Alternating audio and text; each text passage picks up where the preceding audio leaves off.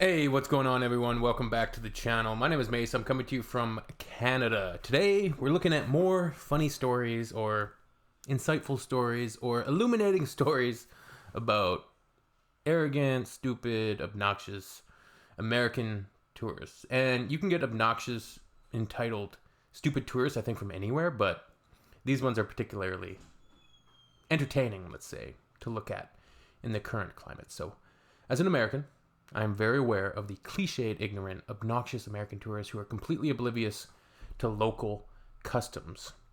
Do you have any stories of interactions with Americans fitting the stereotype? Two of my favorites. First one, I was walking up at Loch Lomond when I heard an American exclaim, "Boy, this orange juice is strong." To my horror and amusement, the poor guy was drinking orange squash without diluting it. Orange squash, what is that? I don't know what that beverage is. Got to explain that one and probably save the guy a sore stomach.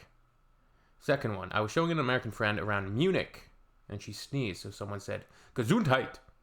And she turned to me excitedly and says, "They say that here too?" Nearly spat my beer out. Nice. So, good stories to lead us off. As always, leave comments, stories that you've had. I'm not even going to mention the one that I've mentioned many times because a lot of you have heard it multiple times from me. The yours truly, Dub T Mac, has mentioned them many times. Me and my mother were out for food in Cardiff once. We stopped at the Owain Glyndŵr, a local favorite. I'm probably completely butchering that pronunciation, so my apologies. We'd ordered food and were sitting with a glass of wine when this threesome comes in and sits at a table near us. Two were local, spoke in our accents and the like. One was American. So we're sitting there, talking, when all we can hear over the tables is this American complaining about everything. The chairs were too crooked. The table was lopsided. Cardiff wasn't big enough. Not enough shops. Too few people. Accents were too thick to understand. Christmas town decorations were lackluster. And so on. We just sat there ignoring it as best we could. Waiter comes up with our food. My mother had the vegetarian lasagna. I had the big burger, patty, salad, onion, rings, the whole works.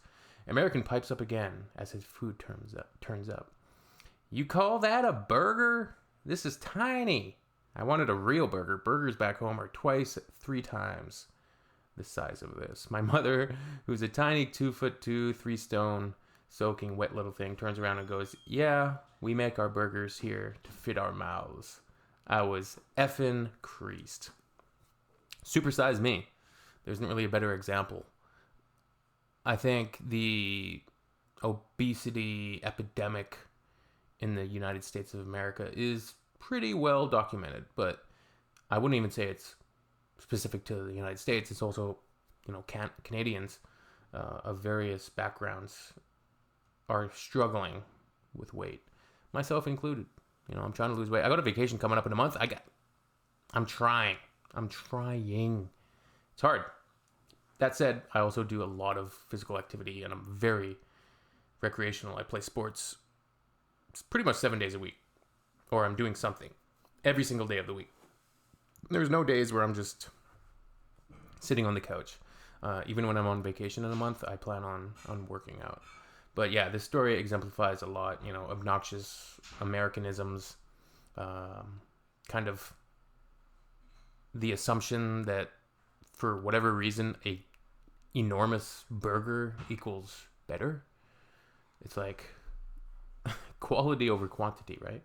Where I think the American thinking a lot of the times is like quantity or size over quality.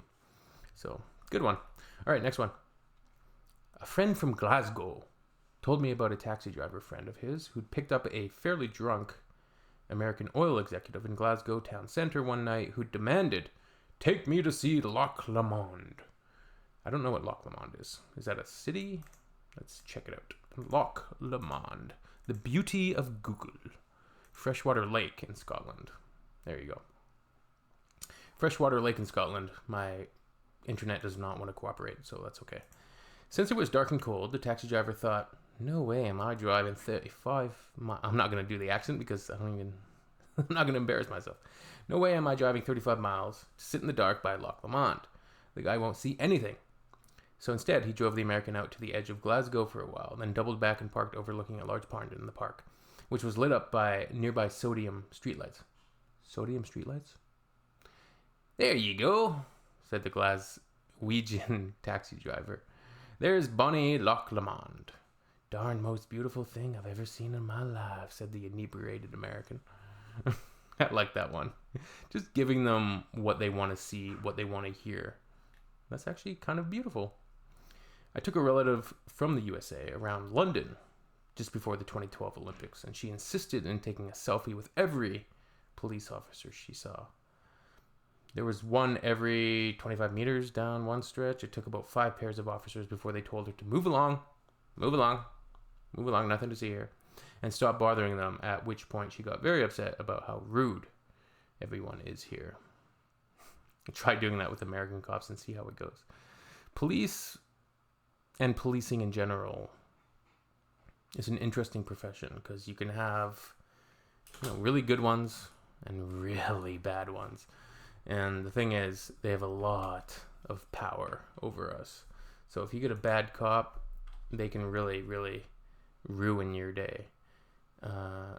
I worked as a police dispatcher, a 911 call taker, police dispatcher for about a year and change. And incredibly difficult job. I have the utmost respect for shift workers, emergency services workers, because they see some of the worst stuff that you would ever imagine. And it's a thankless position. So you're going in there, often dealing with very, very uncooperative and ungrateful people who called you in the first place and want your help. And then you show up and get screamed at, yelled at, potentially stuck with something, just people basically hating you. I do feel that the pendulum has shifted a little bit from the, defund all the police, at least in the West here, to people supporting the police a little bit more.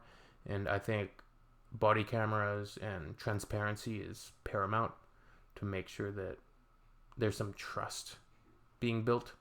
Because when that trust is eroded, and I can only imagine what was happening decades ago when there was no cameras and cops could just be very, very corrupt and do whatever they want. I can't even imagine the corruption and the crimes that were committed by police officers, which is a sad thing to say, but that's human nature, isn't it? All right, next one. I lived in an area of England with lots of steep, narrow, winding roads. One day, as a family, we were out for a drive and came across a traffic jam up a particularly steep and tightly bending road. And at the top, stuck in the road, was an American holidaymaker in a hired car with a manual gearbox, completely unable to drive any further up the hill, as she had come to a stop and couldn't work out how to pull away again, having had little experience with a manual gearbox before. In the end, the situation became so bad, several people got out to try and direct traffic while my dad got in her car and drove it up the hill around the bend so she could get on her way. It was absurd, and I felt a bit sorry for her, but she was so annoying. I can still hear her whining, "You gotta get back up, man. You gotta get back up, man," to the car behind her because she kept having wheel spin and sliding backwards. Yeah, I mean, driving driving a manual shift vehicle is fun. A lot of fun. I loved having a standard. Loved it. It's so fun, right? Feel like a race car driver everywhere you go.